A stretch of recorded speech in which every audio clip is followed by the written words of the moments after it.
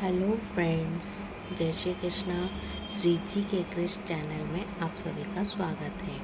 आज हम आपके लिए लाए हैं लट्टू गोपाल और एक बुढ़िया माई की कहानी, जिसे सुनकर आप लोग को भी बहुत अच्छा लगेगा। तो आइए सुनते हैं। एक गांव में एक गरीब बूढ़ी माई रहती थी, जिनका संसार में कोई नहीं था। वह दिन रात भगवान की भक्ति में लीन रहती थी।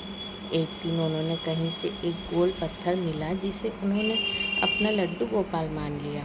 वह उन्हें प्यार से लाला कहती थी।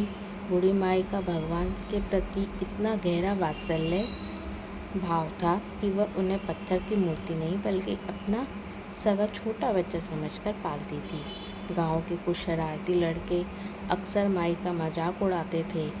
एक दिन माई की अटूट भक्ति की परीक्षा लेने के लिए लड़कों ने उनसे झूठ बोल दिया। मैया, जंगल से एक भयानक भेड़िया आया है जो छोटे बच्चों को उठाकर खा जाता है। तू अपने इस गोल मटोल लाला का ध्यान रखना, कहीं भेड़िया इसे न ले जाए।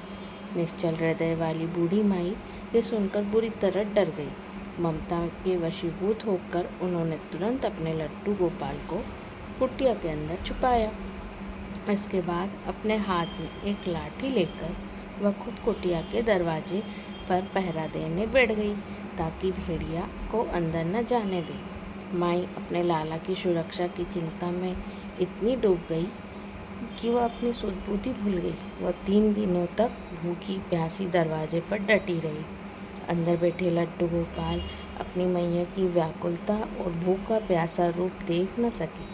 साक्षात बाल कृष्ण रूप में ठाकुर जी की कुटिया से बाहर आए और अपनी तोतली आवाज़ में बोले, मैया, मुझे बहुत भूख लगी है, मुझे कुछ खाने को दे दो। बुढ़िया माई ने जैसे ही अपने लाला को बाहर देखा, वह लाठी लेकर दौड़ पड़ी और बोली, अरे लाला, तू बाहर क्यों आया? बाहर भेड़िया घूम रहा है, वो तुझे खा जाएगा, जल्दी अंदर चल।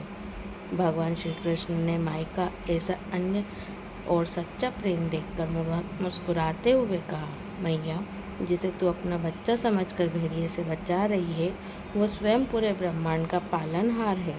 मुझे कोई भेड़िया कैसे मार सकता है? भगवान ने मुस्कुराते हुए बूढ़ी माई को अपने चतुर्भुज रूप के दर्शन दिए। माई की आंखों से आंसू की धारा बहने लगी। वे समझ गई कि उनके शुद्ध भाव के कारण साक्षात परमेश्वर ने उनको घर में उनका बच्चा बनकर रह रहे थे। भगवान ने माई को गले लगाया और उन्हें परम धाम का वरदान दिया। तो कैसी लगी फ्रेंड्स आपको ये कहानी? उम्मीद करती हूँ अच्छी लगी होगी कि भगवान से भाव के भूखे होते हैं। और अब आगे हम और भी कहानियाँ सुनेंगे। तब तक के लिए नमस्कार।